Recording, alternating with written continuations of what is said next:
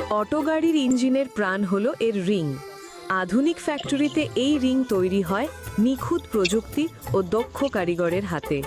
প্রথমে বিশুদ্ধ ধাতু গলিয়ে ছাঁচে ঢালা হয় সুনির্দিষ্ট মাপে। এরপর বিশেষ মেশিনে ঘষে পালিশ করা হয় প্রতিটি রিং, যাতে মিলে যায় নিখুঁত আকৃতি ও মসৃণতা। মান নিয়ন্ত্রণ পরীক্ষায় উত্তীর্ণ হয়ে তবেই রিং প্রস্তুত হয় ইঞ্জিনে ব্যবহারের জন্য।